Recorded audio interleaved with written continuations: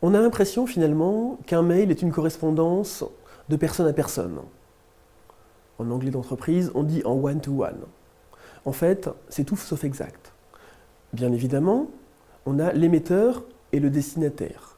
Mais si l'émetteur est unique, le destinataire déjà est, dans la majorité des cas, plusieurs, voire nombreux. On peut avoir un destinataire principal, mais on peut en avoir un nombre indéterminé, jusqu'à plusieurs milliers, dans le cas des lettres de diffusion d'entreprise qui sont envoyées à l'ensemble du personnel. On a également un ou plusieurs destinataires secondaires. Ce n'est pas obligé, mais c'est une possibilité qui est utilisée dans de très nombreux messages, notamment pour mettre sa hiérarchie en copie. On a également les destinataires en copie invisible, qui forment une troisième catégorie de destinataires. Informatiquement parlant, c'est l'émetteur qui appuie sur la touche envoi et génère véritablement la correspondance.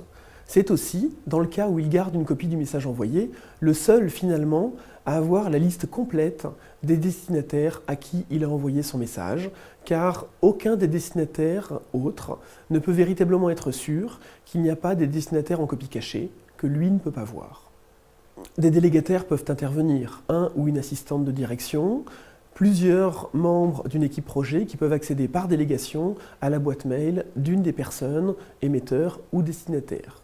On voit que dans le champ des personnes qui traitent le message, il peut y avoir déjà un nombre de rôles assez important. Après, côté informatique, on a d'autres intervenants techniques.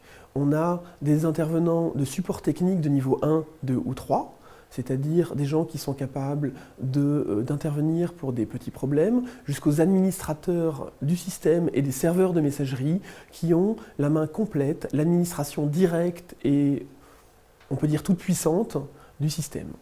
Dont la déontologie et le rôle professionnel est de maintenir les machines en exploitation, certainement pas d'accéder à l'information, mais qui techniquement peuvent en avoir la capacité.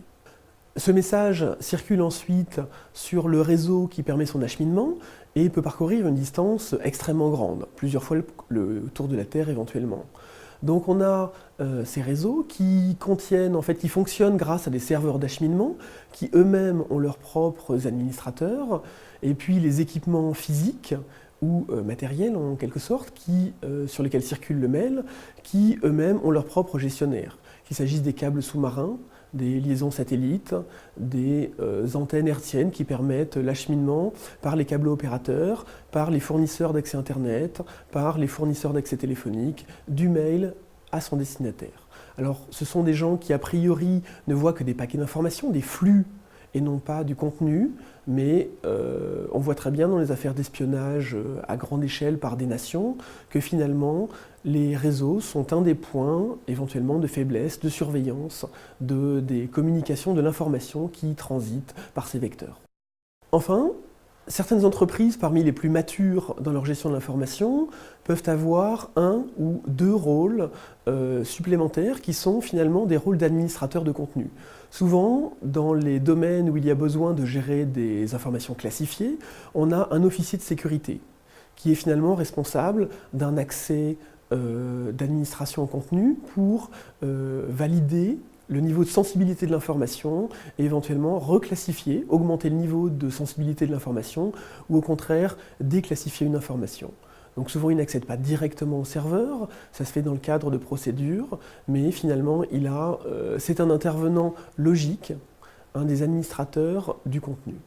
Et puis certaines institutions ont également un administrateur de contenu qui est chargé du cycle de vie de l'information et qui s'assure, là également rarement en direct dans les messageries, mais souvent par des politiques, implémentées ensuite dans des procédures et des déclinaisons opérationnelles, que les messages sont conservés non pas dans la messagerie individuelle gérée uniquement par l'utilisateur, mais dans les réceptacles d'entreprise adéquats et qu'ils sont gardés là pendant une durée de vie adaptée à leur contenu et à l'engagement finalement qu'ils font porter à l'entreprise.